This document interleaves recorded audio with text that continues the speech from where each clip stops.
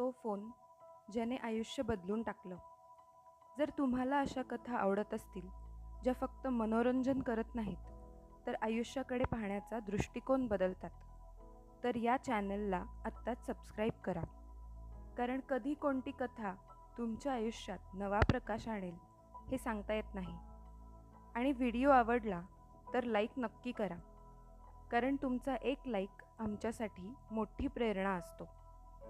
संजय आणि मीना, दोन साधी माणसं, पण स्वप्न मात्र खूप मोठं. त्यांचं एकच स्वप्न होतं, त्यांचा मुलगा रोहन मोठा माणूस व्हावा. संजय दिवसभर कंपनीत काम करायचा आणि रात्री ओव्हरटाईम. मीना घरकाम करून लोकांच्या घरी डबे बनवायची. स्वतःच्या इच्छा त्यांनी केव्हाच मारल्या होत्या. नवीन कपडे नाहीत, सुट्ट्या नाहीत, मौज मजा नाही, फक्त एकच ध्यास, रोहनचं भविष्य. रोहन हुशार होता. आई-वडिलांनी त्याला चांगल्या कॉलेजमध्ये घातलं. त्याच्यासाठी बाईक घेतली, लॅपटॉप घेतला, महागडे कपडे घेतले, कारण त्यांना वाटत होतं आपल्या मुलाला कधी कमी पडू द्यायचं नाही. पण कॉलेजमध्ये गेल्यावर रोहनच्या आयुष्यात आली रिया. सुंदर, हुशार आणि बोलण्यात अतिशय गोड. पहिल्याच भेटीत रोहन तिच्या प्रेमात पडला. रिया म्हणायची, रोहन, तू बाकी मुलांसारखं नाहीस, तू खूप खास आहेस, तुझ्यासोबत मला सुरक्षित वाटतं. हे ऐकून रोहन पूर्णपणे तिच्यात गुंतला. पण प्रेम खरंच होतं का, की काहीतरी वेगळंच चाललं होतं? रिया नेहमी महागड्या ठिकाणी जायची हट्ट करायची, महागडे गिफ्ट्स मागायची, नवीन phone, branded purse, dinner, trips. आणि रोहन, तो तिच्यासाठी काहीही करायला तयार होता. हळूहळू त्याने आई-वडिलांकडून पैसे मागायला सुरुवात केली. कॉलेजची फी आहे, प्रोजेक्टसाठी लागतील, मित्राच्या वाढदिवसासाठी हवेत. संजय आणि मीनाने एकदाही प्रश्न विचारला नाही, कारण त्यांना मुलावर विश्वास होता. एक दिवस मीनाने रोहनच्या बॅगेत बिल पाहिलं, एका महागड्या रेस्टॉरंटचं. रक्कम पाहून तिचे हात थरथरले. इतके पैसे कशासाठी? त्या रात्री संजयने रोहनला शांतपणे विचारलं, बाळा, काही अडचण आहे का? रोहन चिडला, तुम्हाला माझ्यावर विश्वास नाही का? मीना म्हणाली, बाळा, आम्ही तुझ्या विरोधात नाही, आम्ही तुझ्यासाठी आहोत. पण रोहन काही ऐकायला तयार नव्हता. काही दिवसांनी संजयने रियाला पाहिलं. ती तिच्या मैत्रिणीशी बोलत होती आणि तिचे शब्द ऐकून त्यांच्या पायाखालची जमीन सरकली. रिया हसत म्हणाली, रोहन चांगला आहे, पण फारसा श्रीमंत नाही. आत्ता काम चालू आहे, जोपर्यंत मला याहून चांगला मुलगा मिळत नाही. संजयच्या डोळ्यात पाणी आलं. इतक्या वर्षांनी पहिल्यांदाच त्याला स्वतःसाठी नाही, तर मुलासाठी भीती वाटली. त्या रात्री त्यांनी रोहनला सर्व सांगितलं. पण रोहन हसला, रिया तशी नाही. तुम्हाला तिचा हेवा वाटतो, तुम्ही माझं सुख पाहू शकत नाही. हे शब्द ऐकून मीनाचं हृदय तुटलं. ती रात्रभर रडत राहिली.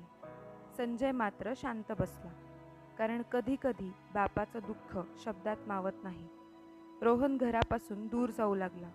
आई-वडिलांशी बोलणं कमी झालं. त्याचं संपूर्ण जग फक्त रिया बनली. एक दिवस रिया अचानक बदलली.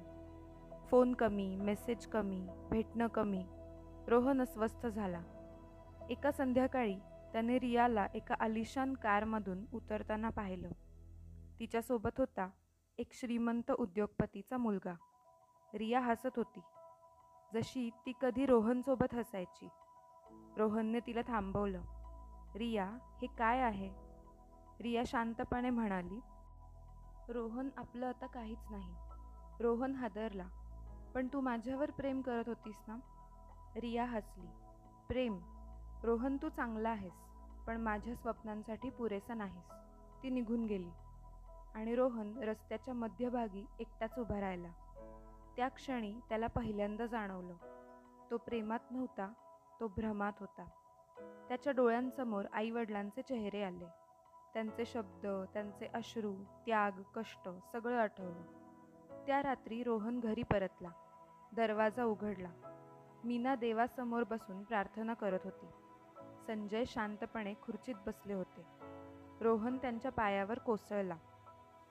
आई बाबा, मला माफ करा. तुम्ही बरोबर होतात. मीच चुकलो. मीना रडू लागली. संजयने त्याला उचललं आणि फक्त एवढंच म्हणाले, चूक केलीस पण परत आलास. हेच आमच्यासाठी पुरेसं आहे. त्या दिवसापासून रोहन बदलला. त्याने अभ्यासावर लक्ष दिलं, नोकरी मिळवली, आईवडिलांची स्वप्न पूर्ण केली.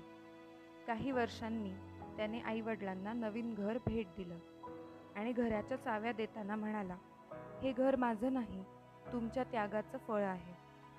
मित्रांनो, आईवडील कधीच आपलं वाईट विचारत नाहीत. त्यांचे शब्द कधी कठोर वाटू शकतात, पण त्यांच्या प्रत्येक शब्दामागे अनुभव, प्रेम आणि काळजी असते. खोटं प्रेम तुम्हाला काही काळ आनंद देईल, पण आईवडिलांचं खरं प्रेम संपूर्ण आयुष्य उभं करेल. जर तुमचे आईवडील तुमच्यासाठी झटत असतील तर त्यांचा आदर करा, कारण जगात सगळे साथ सोडू शकतात, पण आईवडील ते शेवटच्या श्वासापर्यंत तुमच्या पाठीशी उभे राहतात. ही कथा मनाला भिडली असेल तर लाईक करा, कमेंटमध्ये लिहा, आई बाबा माझी ताकद आहेत, आणि सबस्क्राईब नक्की करा, कारण अशीच हृदयाला स्पर्श करणारी प्रेरणादायी मराठी कथा दर आठवड्याला तुमच्यापर्यंत नक्की येईल.